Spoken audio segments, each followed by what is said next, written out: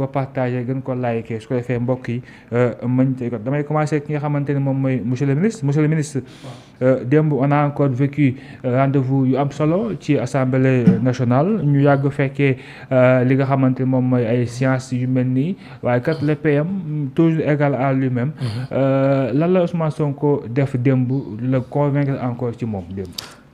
waaw démb nag Ousmane Sonko te en tout cas ni ma koy jàngataa te ni ma koy tàmmale Sénégalais yi il communique avec des messages subliminaux c'est-à-dire que day junj yu bëri alors il s'adresse à des gens yoo xam ni peut-être seen yëg-yëg lay ciblé mu leen di rassurer di leen yëgloo moom ci lan la ne waaw mooy message subliminaux yi ñoom mooy toucher leur inconscient mais xam nga dañuy wax comme wolof mooy message subliminal mooy junj junj lu message la mais borom xel ñoo koy décoder alors borom xel nag ñoom ñooy mën a fexe ba le projet de sens ñu fexe ba moom mu génn au niveau compréhensible ñu koy wax di ko décoder alors démb nag génn def ci dem à fond quoi pour def lan pour clarifier définitivement ba pare problème actualité yëpp bi ñu ñëwee au pouvoir clarifier na ko ci junj ba pare rassurer ci deux choses ni entre lui et le premier ministre li nit yi yëpp nañ dal seen xel dara xewul mën nañu ànd ñoom ñaar di reerandoo di añandoo di reerandoo waaye ku nekk may nañ la nga sa politique bi nga gëm yow nga doxal ko moom nag feeñal na ni moom politique bi may doxal mooy projet bi moom amul nit amul doom amul yaay kenn ku ko mën a teggi kenn amul doole bu ko teggi ci loolu génn na ci junj yi mais aussi comme que nit ñaa ngi wax ni yaa dualité moo jomaay da ko kii wane ne may na jomaay li mu gëm ci gëm-gëmam ci politique moom it mu déroulé mais sur la question de l'État liggéey la laaj te liggéey boobu amul kenn ku ko mën a tënk pour du liggéeyal état bi te loolu Sénégal la tax muy defalu ko jomaay nee na li muy def kenn mënu ko ci dévier benn événement politique benn actualité benn crise mënu ko dévier ci liggéeyal Sénégal liggéeyul sax jomaay mais nag c'est sous l'autorité institutionnelle constitutionnelle du jomaay lay liggéeyee te ci c'est ça aura une inscription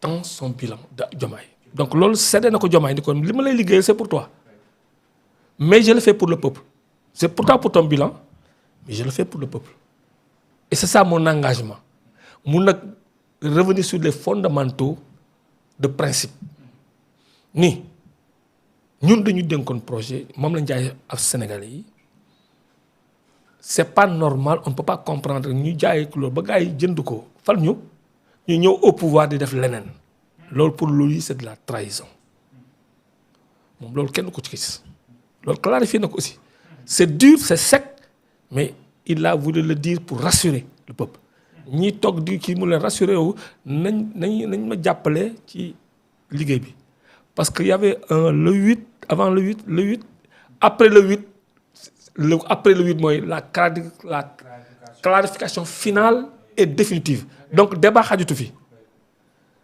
na peuple bi jóg nekk derrière moi jàppale ma notre armée elle est républicaine bokkul ci yi ñi am kii ba pare sur la question géopolitique c'est là où il a été très courageux quand même parce que là message subliminal c'est pour Diomaye ni ko sur la géopolitique ma rappelant man que mos na wax ni Diomaye ne partage pas le contenu de la diplomatie de la géopolitique xamu ci dara donc moo tax bi ñu ko posé question sur affaire Guinée-Bissau dafa ne c'est du domaine réservé du chef de l'État mais moom en tant que leader parce qu'il exerce un leadership te leadership dafa am un rapport de vérité avec le peuple et avec le peuple africain parce que moom panafricain la et sur ce plan-là aussi du de distraire ou permettre le doute sur son engagement panafricain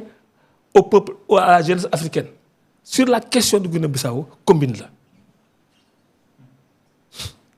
Sur la question de la CEDEAO, tout le monde sait quelle est sa position de la CEDEAO. Ça veut dire que mon position, il y a carrément une divergence. Et ça, moi, je l'ai tout le temps dit au début, le 4 avril, dans son premier discours, le 3 avril, le 4 avril, le discours solennel du 4 avril. En fait, il a une orientation politique qui n'est pas celle de son parti. À travers quoi?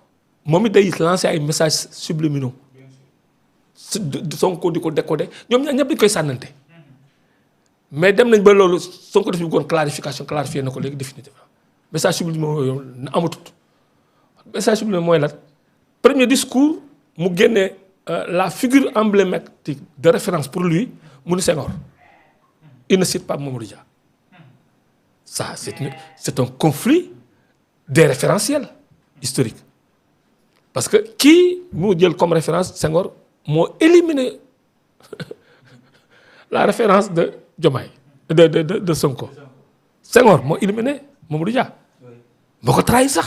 Alors s'il se réfère à quelqu'un qui a trahi la référence de Sonko, dans un premier discours, j'ai dit, ça c'est très fort. Peut-être que les Sénégalais, dans l'enthousiasme, l'émotion, ne retiendraient pas. Mais moi, je le retiens en tant qu'analyste, sémiologue, géopoliticien. Gisnani, c'est majeur et la suite va nous édifier. Et j'ai commencé à repérer, à observer. Et finalement, à chaque fois que vous devez écarter, me souligner, finalement, me conclure, le divorce est là. Et les Sénégalais le sauront. À cette époque, beaucoup de gars de passé me critiquaient. Mais maintenant, il n'était pas à mon niveau d'analyse. Parce que moi, je faisais des analyses prédictives. Mais maintenant, ñëpp fekk nañ ñëpp non ñoo ma gën a sori sax ci affaire boobu yoo xam ne man maa ko lancé woon. Donc voilà ce que Sonko règle et de manière définitive.